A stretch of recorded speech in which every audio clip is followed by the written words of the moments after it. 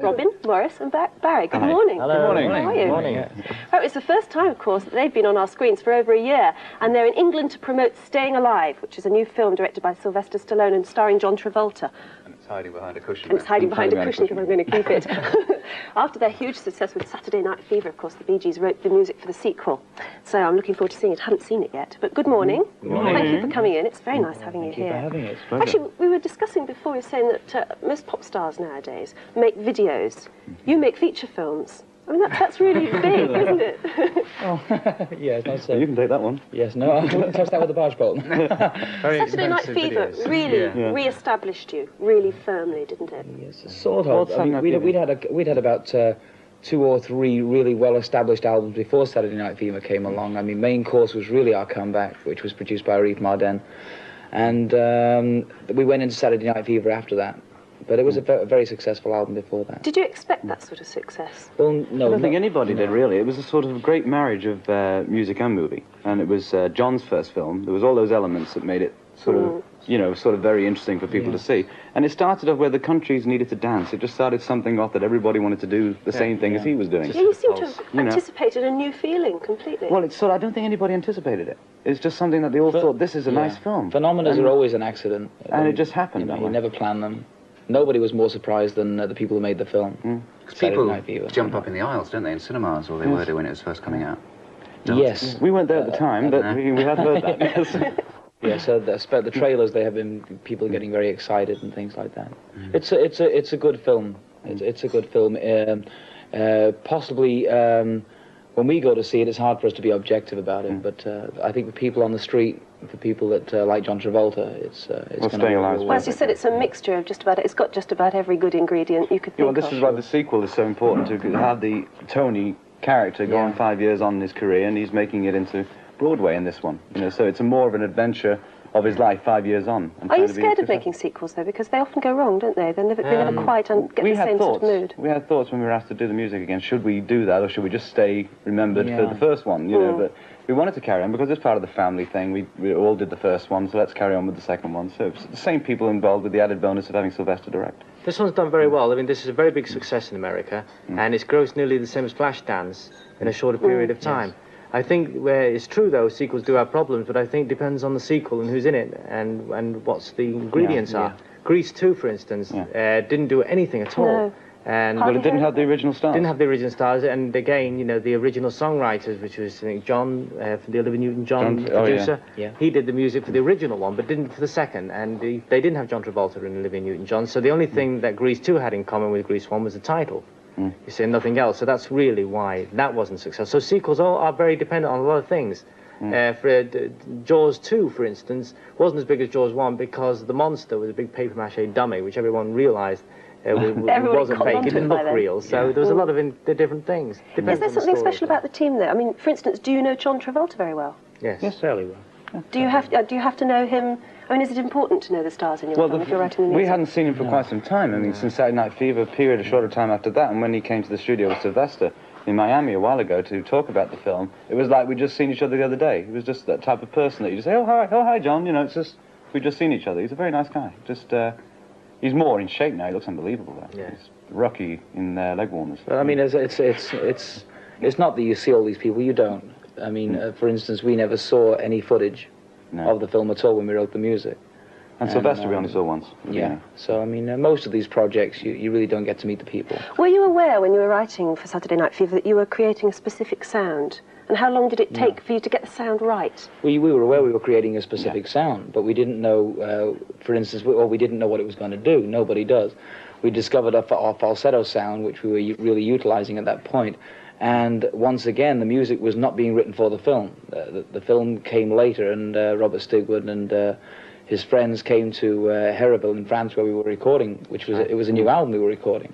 And they said, could we have four or five original songs for this film? Just like and, that? oh, could we have those? Because they hadn't, so those songs were written before the movie was even... How did you discover the falsetto sound?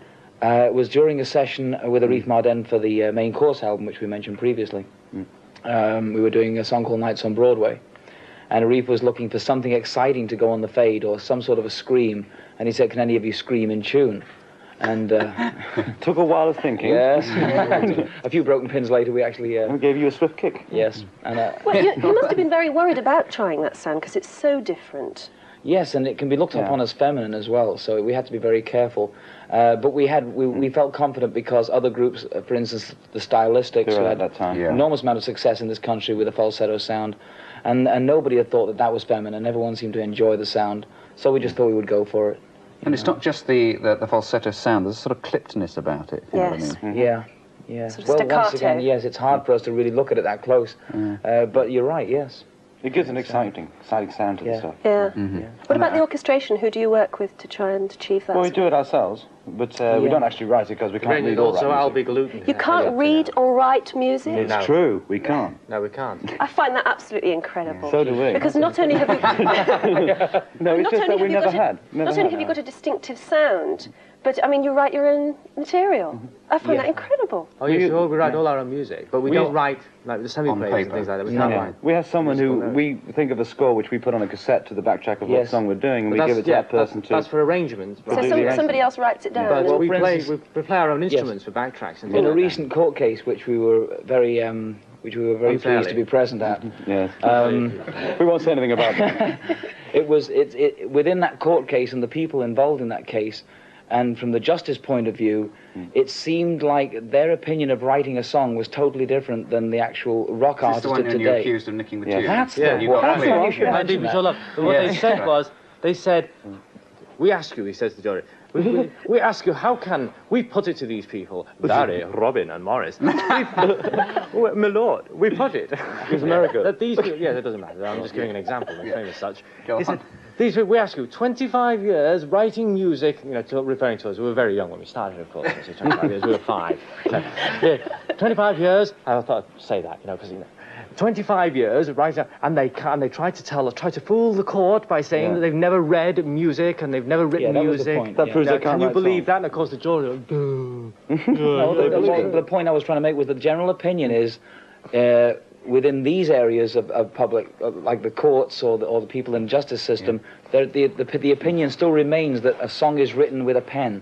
Yes. And not in the mind. That Yes. you have to sit at a piano and write notes to write a song, and that is simply not the case. And the court and the jury just could not understand that you can write a song in your head, or in fact that people have been doing it for years. Yes. Well, in this sort of case like that, you should be judged by your peers. You should be Yes. judged by a Midwest jury who've never... Yes. Yeah. Anyway, look, we're going to have to move on from the competition time. But This is very important. Could you help me, Barry, bring in this incredible... yes, we've got lots of things to do, like draw out winners, It's draw out birthdays. competition time! Raffle time. You're kidding. I suppose the this is basket. what they call art.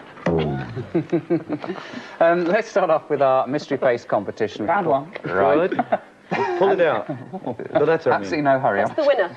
That's the winner. That's the winner, right? We need to draw five more out. more. Yeah, well, But the winner, and are you ready for it? The winner of the portable colour television set this week is Christopher Todd from Tideman Close, Botsford, Scunthorpe, South Humberside. Christopher, you have won a television set. Many congratulations. Right, we're going to read out the runners-up a bit later on in the programme. Can you just pull out 5 for now? Yes, it's bingo time. First, let's take the numbers for the Sun. It's from, there's a name here. No, Diane Terry, yes, 29 Tennyson Close, Boston, Links. Please would you wish happy birthday to Nicola Jane Rawson, who will be 6 on August the 25th, with lots of love from Nan and Grandad Rawson, Di and Terry. Smashing. Morris. Hugh Morris. Okay, mine is from 12 Long Close, Chippenham Wilts. It's please say happy birthday to Ben and Samantha Codwell on Thursday, 25th of August, who will both be 8. Thank you very much. Barry. That's from their Okay, mum, yes, by the way. this is from Joanne Wilkinson, 1-year-old, 21 Fandale Avenue, Hull, North Humberside. And this person says, would you please wish my little girl Joanne happy birthday when you read the weather from 8 o'clock to 9, for she always goes to the screen to watch you at that time. But you don't do the weather. Thank you, 1-year-old. But, there is a lady who's ready to read the weather at the you're other on end a of the lookalike. studio. Yeah. Over to Wincy. Happy birthday. Hello, is this something I don't know? Is he taking over the weather as well? Rare among pop groups in that they've had 2 careers. Most of you will remember their hits of the 60s, like Massachusetts or I've Got to Get a Message to You. Well, we have some clips to remind you of what the Bee Gees used to sound like. It's lovely stuff, I tell you.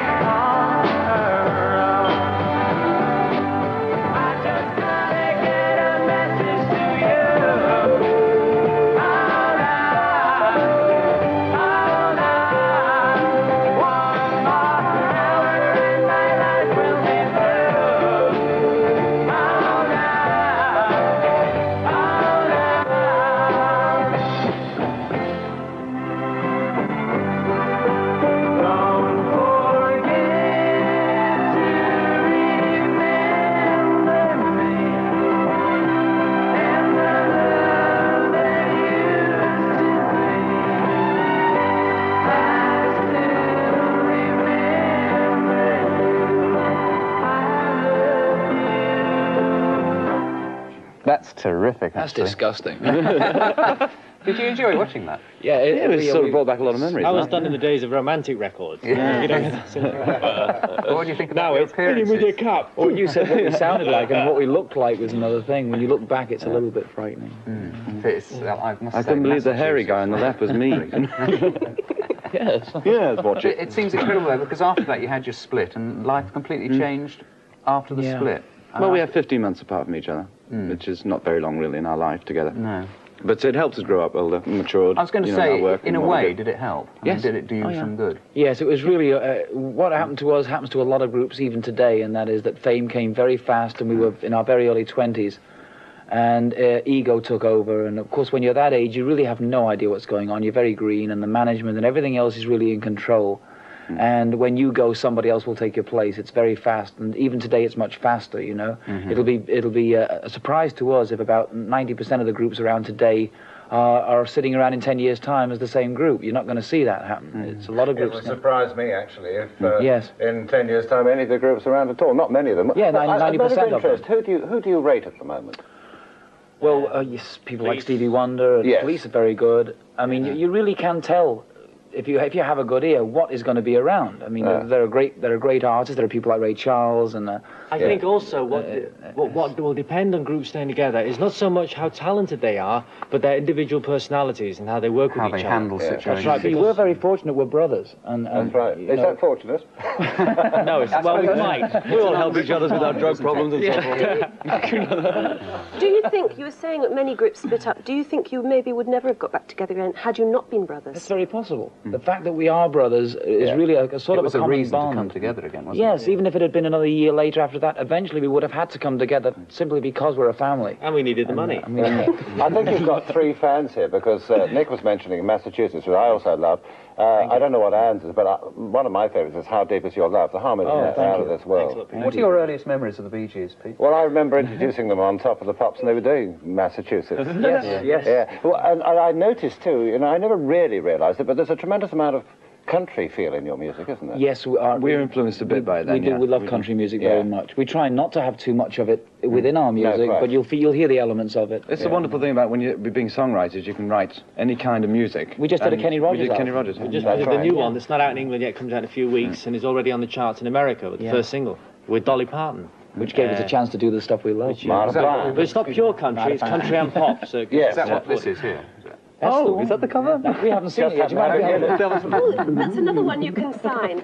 Actually, Yes, you can sign Pete, that for me, can't you? Pete, you must have, the whole music world was very signed on for sad when the Anne. Bee Gees sort of sank at the very beginning. You must have witnessed that. Well, when they Disappeared for a while. Sunk without yes. trace for a while. yes, they did, and I thought it was very sad. And I'm glad they're back in a very big way because I think that they are the best. I don't think there's anything better than the Can you Bee think Gees. of any other group that's actually Thank sort you, of Pete. come back in such a big way and enjoyed No. that sort of success all over I again? can't. Not that have been away and then come back again. Quite Well, do you know what happens when something like this happens to people like us? We went right down to the bottom again. In between 1970 and 1975, we really could not get a hit record to save our lives. And we went right down to what you might call the wilderness, the pop wilderness. You're gone, you know? which is below nothing. Which is below nothing. And what happens is all of the people that were hanging on your coattails and swinging around you when you were on top suddenly disappear.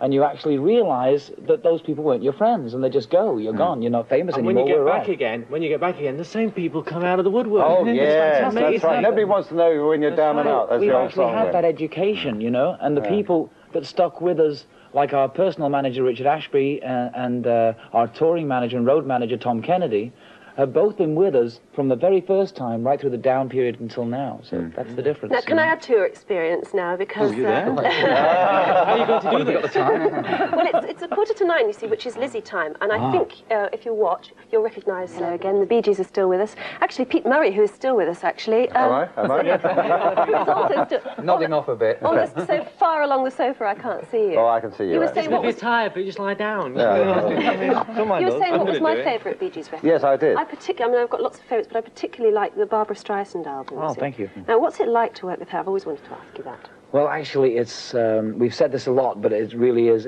a pleasure to work with her. She's the stories that we had heard before we went into working with her were terrifying. I mean, that she's a lady that has tantrums, and to be absolutely honest, it never occurred. It never happened. There was never anything like a temper. The first thing she said to us was, "You must feel free to criticize me." And it would be nice if you but would only once a month. Yeah, but only once. Did you? No. Well, of course, that's how you make an album. I mean, the producer has to say this isn't right or that isn't right. It's not a matter of criticism, but she did say, look, you know, she will be guided. She wants to make an album with somebody because it's different input, so she's got to hear that input. Yeah. You've got to have that input. She is. I found her, you know, a lot of people say she's very difficult, as you mentioned. Yes.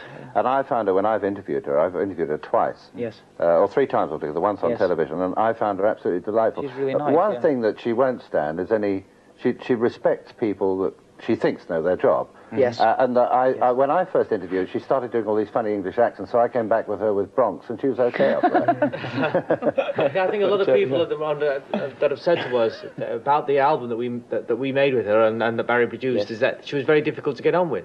Yeah. And But I you think don't think it just so? simply wasn't the case. I no. think she's with people in the business. I think she has a great respect for people in the business. Her opinion is that it's because she's not a man that she gets a lot of that And not kind only of that, she stuff knows thrown this. at her. That's certainly true, yeah. When a woman demands Can something, I ask you that? our favourite favourites? songs. Oh God, we love all Of your kinds own, of I mean, music. first of all, very hard. Yeah, of your own. Of your own. We've got a very... It's very I remember Morris once telling me that he liked Burt Kampert. Was that right, Morris? Oh, yes, that was years ago, Peter. Yeah, I know. Sorry about It's that. not the German, but Yeah, Burt. I think we You're have not to avoiding agree the with question, How are Deep Is Your Love and Oh, that's a some of those songs fantastic like that. Because we know it ourselves it's a good song. No matter who wrote it, we can feel that we did something right there, you know. What's that one? How Deep Is Your Love? Yeah. That's not the one we stole. Don't tell I haven't anyone. given back yet. What I was interested in, we were talking earlier about the fact that you've come back, you've re-established yourself in such a big way.